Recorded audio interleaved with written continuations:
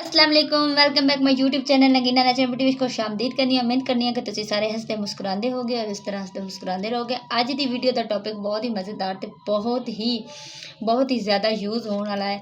सब तो ज़्यादा मतलब कि ऑयली स्किन ते मैं हमेशा वीडियो बनाती रहनी हाँ। और अज का मेरा टॉपिक है ड्राई स्किन और ड्राई स्किन जे मुल्तानी मिट्टी एक तोहफा है, ठीक है, किसी तोहफे तो कम नहीं।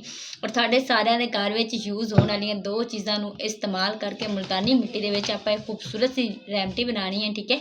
मुल्तानी मिट्टी और केला, केला हर घर च पाया जाता है, ठीक है। तुसीं सिर्फ और सिर्फ एक चम्मच केले का रस लै लेना वे, ठीक है।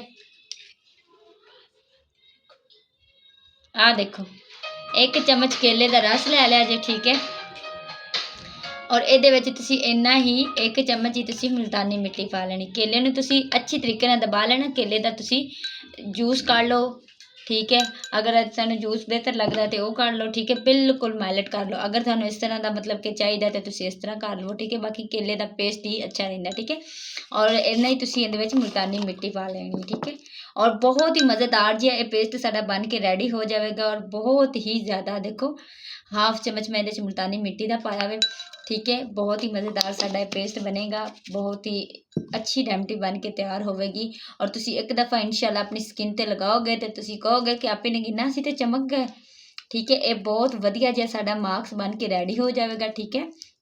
और तुसी अच्छे तरीके नाल इहनूं हल कर लेना। केले नूं ते मुल्तानी मिट्टी नूं तुसी यक जान कर लेना वे, ठीक है ना। इस तरीके नाल तुहानूं नज़र आ रहा होगा, ठीक है। एक चीज़ और जिहड़ी इहदे च आपां पानी है वो आपां पाना है विटामिन ई दा कैप्सूल, ठीक है।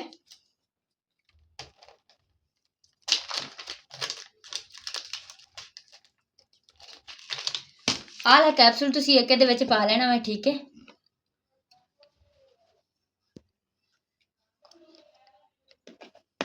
आला कैप्सूल तुसी एक विच पा लेना, ठीक है, गोल्डन कलर का, ठीक है। पा के ते हुण तुसी इहनूं अच्छे तरीके नाल मिक्स कर लेना, ठीक है। इहदी आत्मा रोल देनी है तुसी अच्छे तरीके नाल यक जान कर लेना। और ये पेस्ट तुसी अपने फेस ते लगाना है। ड्राई स्किन वाले लई दस रही हैं, ठीक है। ऑयली स्किन वाले भी लगाना चाहन तो लगा सकते हैं, ठीक है। अगर तुसी ऑयली स्किन वाले लगाना चाहते हो तो फिर तुसी कैप्सूल नहीं पाना, ठीक है।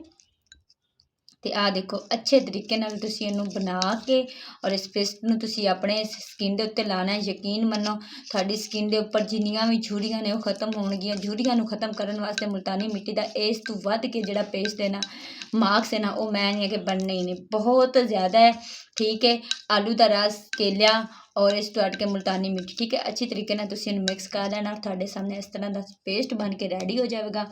इहनूं तुसी अपनी स्किन ते लाना है, ठीक है। पहले ठंडे पानी नाल मूँह नूं धो, धोण तो बाद तुसी इहनूं अपनी स्किन ते लाओ। 15 मिनट रखो, जो ड्राई हो जाए, खुश्क हो जाए, फिर ठंडे पानी नाल धो लो और मैजिक देखो। आपे नगीना नूं अपनी दुआवां याद रखना। मिलते हैं फिर अगली वीडियो, तब तक के लिए अल्लाह हाफिज़। चैनल नूं सब्सक्राइब करना नहीं भूलना, तो वीडियो नूं लाइक करना नहीं भूलना। अल्लाह हाफिज़।